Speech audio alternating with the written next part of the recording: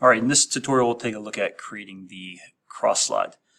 We are still working in our inch template, and again creating those rectangles to lay out our top, front, and right side view for our orthographic projection is going to be really critical here. We have a lot of hidden lines and lines that come off of angles. So being that we are not in person, I'll try to give you a 3D view of this. There's this T-slot.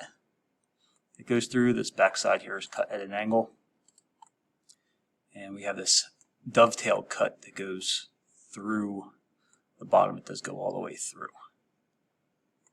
Okay.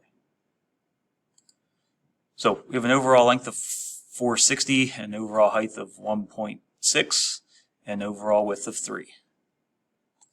So starting here in the bottom left-hand corner of the front view, we'll set an overall length of 4.6. and tab in to set our height of 1.6. Still recommending a 1.5 inch spacing in between the views. And we will set an overall length of 4.6 and an overall width of 3 inches. Again, 1.5 inch spacing, which we could project since we're creating our rectangles. Width of 3. And a height of 1.6. So just to ensure that these all align for our orthographic projection that we will use later, be worth checking this real quick. Make sure all our projection lines up. And it does. Alright, those rectangles, they are 4 grouped lines.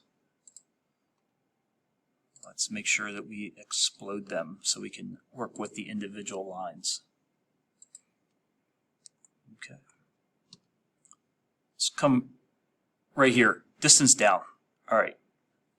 The overall length, the overall height is 1.2. And this comes in a set distance until we hit this 45. Well, that's kind of hard to measure with this here, so we're just going to start piecing this together. This is a 45 degrees, so 0.4 down means we would go over 0.4, and we'll snap our 45 a while. And I would just go and make this T-slot, because I eventually have to make that 45 degree angle based on these measurements from the right side of the front part. So 0.4 minus 0.9 is 0.5, and straight down 0.5. I am 0.6 inches from the back. If I use my cursor, that is the measurement. So I want to be 0.6 from the back, so I'm going to come in 0.3 because it was 0.9. What I did was I used my cursor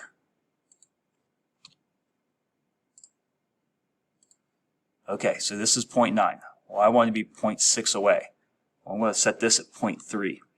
I didn't really have to take a measurement. I just quickly did that math in my head. And hopefully that is math you can do on the fly. 0.4 down, 135. We're just going to project up and over 0.3. Straight up. Now I have this, make sure this is 0.75. It is. And then go over 0.5, and I'll set my 45 degree angle, and I'll intersect that. Trim this off or stretch it back. Okay, knock this corner off, because that is our 45 degree angle cut on the back side. That's about it here in the front view for now. Yes, we're going to add fillets, but we still need to project. I would come directly to this right side view. This right side view,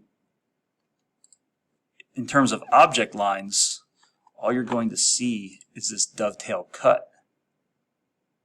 Then we'll have some hidden lines that we'll have to project over. So I'm going to go right back to it. And I'm going to start setting up this dovetail cut on the bottom. So 0.75, I want to create a, zoom in and out, a 60-degree angle at 0.4. Well, can't really do both vertical and horizontal at the same time. So I'm going to set at 0.4 so that will eventually intersect when I create that 60-degree angle. When I create that 60-degree angle, the inverse is 120.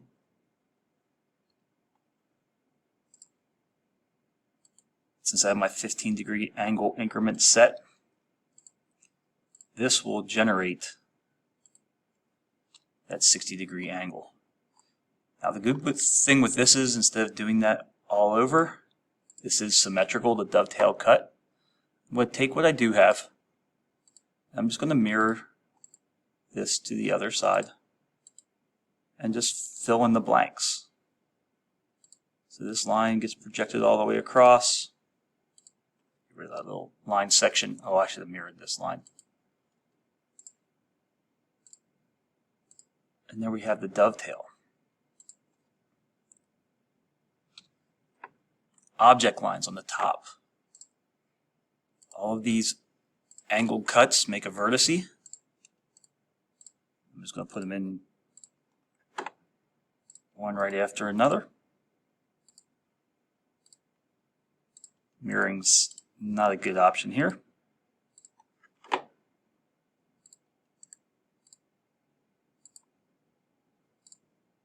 So these are all object lines across the top. Now all I have left are hidden lines. This dovetail cut runs all the way through the front view. It runs all the way through on the bottom, which this can be mirrored. It would probably save you a good bit of time. And then that 60-degree angle, watch that midpoint. I don't know if it's dead on that midpoint. Yeah, it is.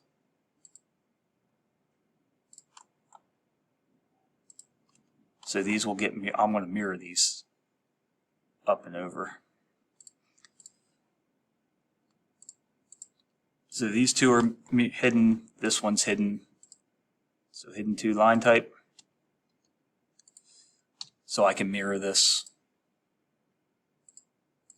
There's my mark to mirror on, my line to mirror about.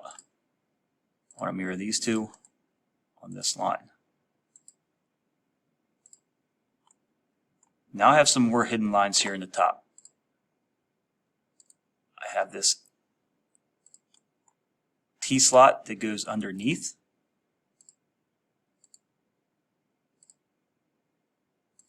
And these two are hidden.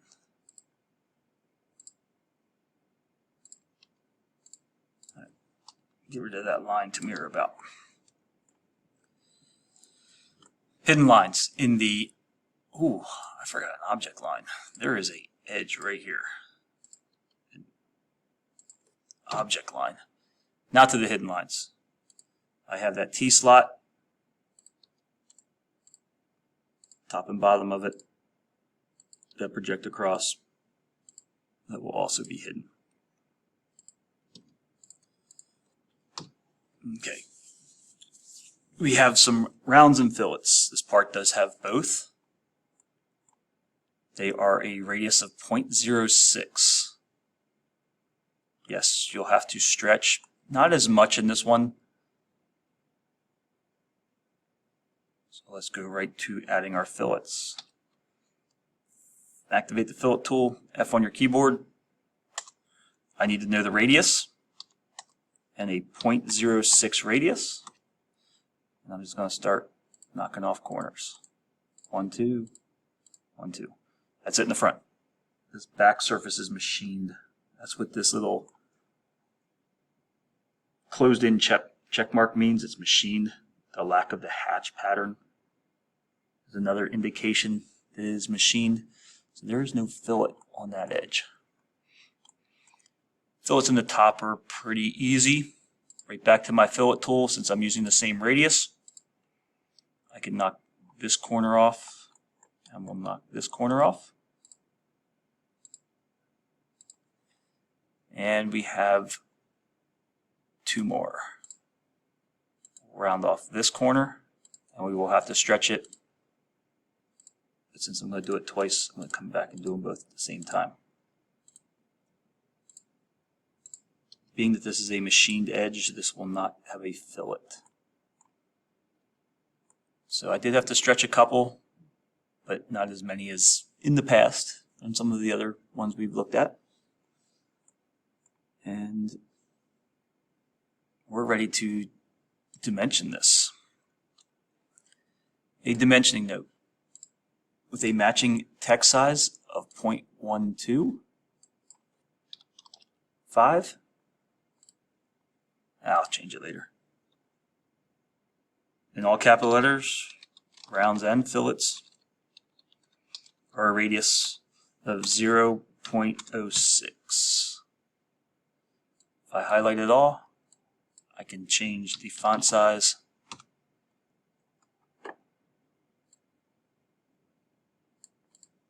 and I have my note for rounds and fillets. All linear and angular measurements here. Overall length, width, and height, and I do need to be at 2 decimal places. So, dimension style, I'll come in and modify the precision at 2 decimal places.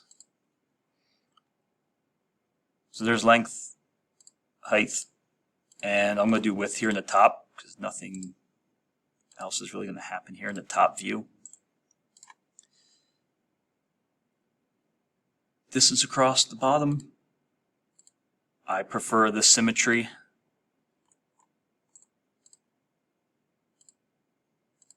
Then the 1.5 measurement and a distance up. At some point you'll have to break a dimensioning rule here. This is an interior feature. 0.4 here is fine. Or creating the 0.4 measurement here. I'm bringing an extension line through an object line. One or the other, not both. Make sure you have your gap at the end of the extension line.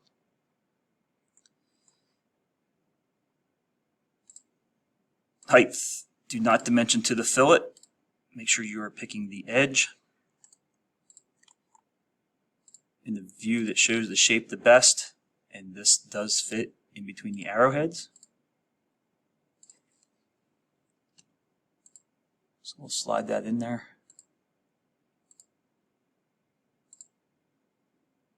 Let's try again. There we go.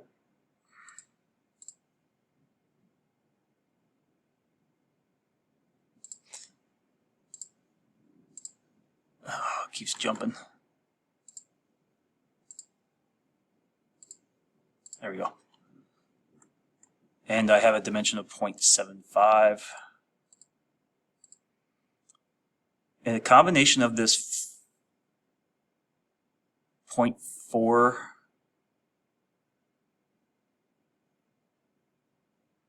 actually you don't need it because this object line is the same height as that. So good. All we need to do is put an angular dimension in for that 45 degrees. And while I'm on the angular dimension tool, I'll set a dimension of 60 degrees. Can I fit this on the object? It is an interior angle, and dimensioning the interior angle on the object is acceptable. I'll see if I can get that to fit in between the arrowheads. I can. So 60 and 60.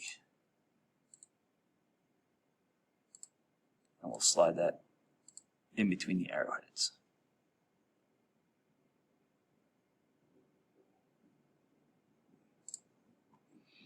Try to get these in the same format. There we go. Oh, do I have left? The distance down on this T-slot. This one.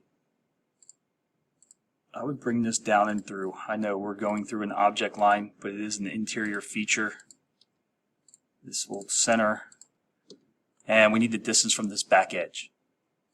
Again, it will be a dimensioning break, a dimensioning rule.